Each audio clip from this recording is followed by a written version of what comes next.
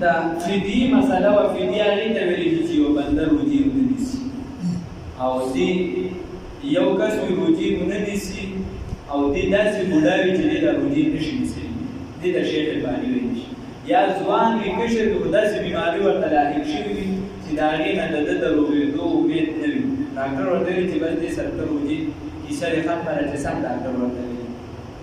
چې هغه د روجو هم خیال ساتي او په هغه پوهېږي په خپل سیل باندې داسې نه چې موږ ورته د لارې کوڅې ډاکټر وایو او بیا د روژه د هغه په خوله باندې هسې خو د هغه خبره نه منو هسې ورله څه حیثیت نه ورکوو خو چې کله روژې د خبره راشي بیا ورته حیثیت ورکوو خیر نو چې کله ورته ډاکټر ویلي او یا چې دې شهرباني وي دې دغه روژې وکړي د دې به بیا فدیه وي فدیه په باندې 2 کیلو چې دي دا غنم دي د دې برابر یا پیسې دي دا ورکوي اوس کله دې نه پس دلته بیا طاقت ملو شو خدای پاک یې بیماري ښه کړه لګوي داسې بندګان بیا باندې الله دې رحم وکړي بیماري ښه شي هغې امید دي د سره خدای ښه الله دې د ټولو بیمارۍ چې دغه بیماري یې ښه شي بیا دغه فدیه دا صدقه شوه دغه روژې چې څومره تېرې شي دا بیا د سره نیسي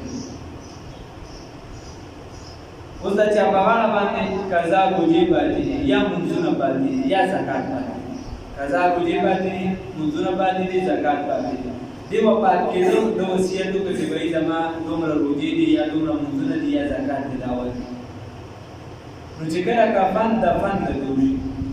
دا قرض ادا شي او کفن دفن وشي بیا مال چې 3 حصې شي په هغې کې یو حصه کې چې دی د ده دغه حال سبب کوي که په دغه یو حصه کې پوره نه شو دغه یو حصه کې پوره نه شو نو بیا ورثاو ته اجازت دی که د خپلو پیسو نه څوک ورکوي ورکولی شي خو اجتماعي مال نه نشي ورکولی مثال په طور زمان پکې شرکت کې د دین دی یو پکې نابالغه ده خو اوس زه خپل مال هغې ته د هغه په ځای څه ورکوم ورکولی شم دي ورکوي کاکاجي دي ورکوي یا اکرم کاکاجي ورکوي ورکولی شي خو دغه ماشوم د دې د ده د مال نه به یو روپۍ پرې شي ورکوي د دې حصه به برقرار وي هغه برقرار ساتلی شي اوس خو کس وفات چې خلک یې د مال نه خیراتونه کوي دا خو د وراثت احکام په دې کېږي احتیاط پکار دی د نابالغه وغیره نو که زکات وي زکات ما د دې 3 حصې نه باقي بیا د زوی او د هغه خپل اختیار دی لکه شان د روژې لکه شان د مونځ د مونځ چې دی د یو مونځ به د په باندې 2 کیلو غنم چې څنګه د روژې حسابي دي لکه شان به د یو مونځ مونځونه به شپږ حسابي ویتر به پکې ځان له مستقیم مونځ دا به پکې حسابي شپږ مونځونه حسابي لکه شان چې دی د زکات په وس کې څومره زکات یې ورکړي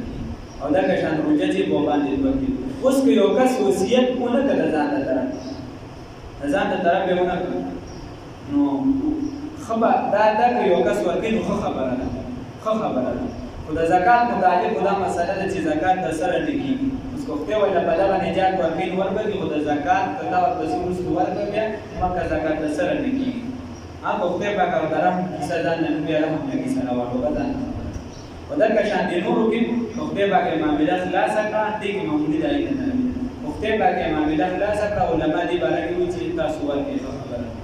چا لمونځ هغه وصیت نه دی کړی خو تا حساب وله و چې دونه مونځونه به دې پاتې شوي تا حساب وله به دونه روژې به دې پاتې شوي کال هغې ورکړه هغه وصیت نه دی کړی نو لازم پته نه دی که وصیت دی خو بیا لازم دی په 3 پیسه کې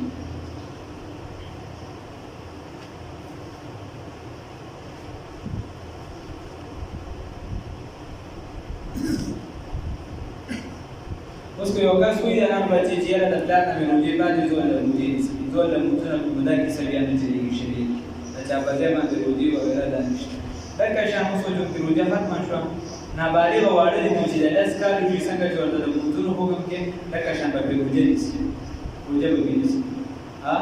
او بلکې زورن هم ورکول چې نه نیسي اوس که هغه له نقصان ورته یې دی زورن هم ورکوم